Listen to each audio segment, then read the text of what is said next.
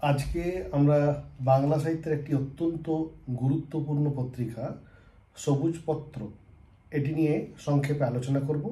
এর পাশাপাশি এই পত্রিকা সম্পর্কে যে গুরুত্বপূর্ণ তথ্যগুলো পরীক্ষার কাজে লাগে সেটা একটা পিডিএফ ফাইল করে এই ভিডিও নিচে লিঙ্কে দেওয়া আছে।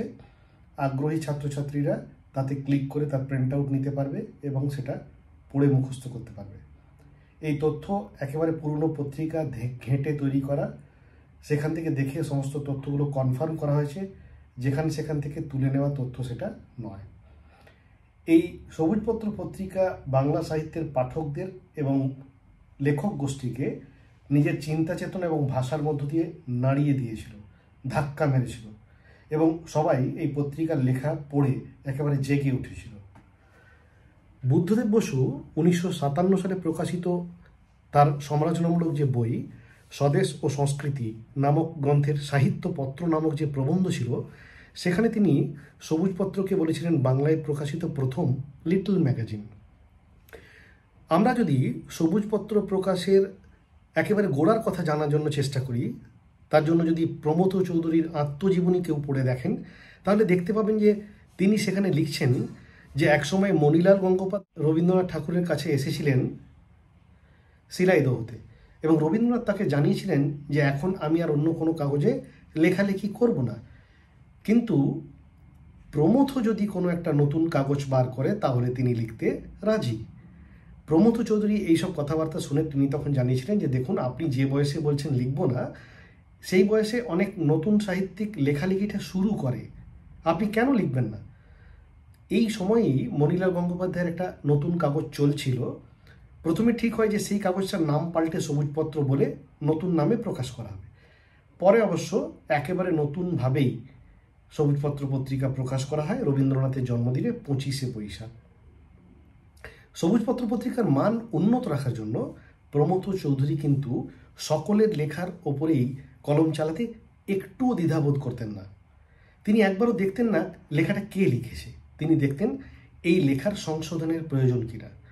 যদি প্রয়োজন পড়তো তাহলে কিন্তু তিনি কলম চালাতেন। সবুজপত্র পত্রিকার বিরোধী হিসাবে দুটি পত্রিকাকে আমরা দেখি যারা সবুজপত্রের প্রকাশিত লেখাকে অপব্যাখ্যা করত বা ব্যঙ্গ করত। পত্রিকাগুলির নাম হলো সাহিত্য পত্রিকা এবং নারায়ণ পত্রিকা। উদাহরণ হিসাবে দু একটা বলা যেতে পারে, যেমন রবীন্দ্রনাথের স্ত্রীর পত্র, এই গল্পটা প্রকাশিত হওয়ার পর নারায়ণ পত্রিকা তার উত্তরে প্রকাশ করেছিল মৃণালের পত্র। আবার যখন রবীন্দ্রনাথের পয়লা নম্বর এই গল্পটি প্রকাশ পেল, তখন সেখানে বেরোলো 2রা নম্বর। অর্থাৎ আপনারা বুঝতেই পারছেন কিভাবে তারা ব্যঙ্গ করত।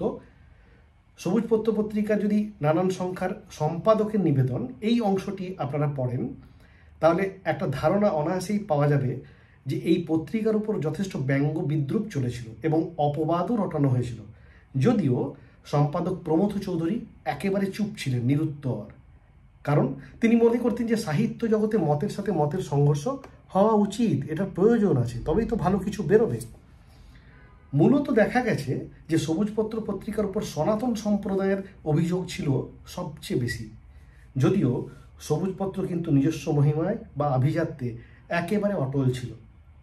সব দেখে শুনে আমাদের মনে হয় যে বাংলার একদল লেখক গোষ্ঠী মনে করতেন যে এটি একটি বিশেষ দলের কাগজ। এই দল যেমন সংকীর্ণ তেমনই আত্মম্ভরী। এক কথায় বলা যায় এই দল নাকি ছিল অ্যারিস্টোক্র্যাটিক, অর্থাৎ a journal for the upper class people only. অর্থাৎ আমরা দেখতে পাচ্ছি যে সবুজপত্র পত্রিকাকেও নিজের মত এবং নতুন ধারণা প্রতিষ্ঠিত করার জন্য কতখানি লড়াই করতে হয়েছিল। আপনারা পুরনো সংখ্যা ঘেঁটে দেখতে পারেন। পড়ার উৎসাহ থাকলে সবুজপত্র পত্রিকা সম্পর্কে আরও অন্যান্য লেখা পড়তে পারেন।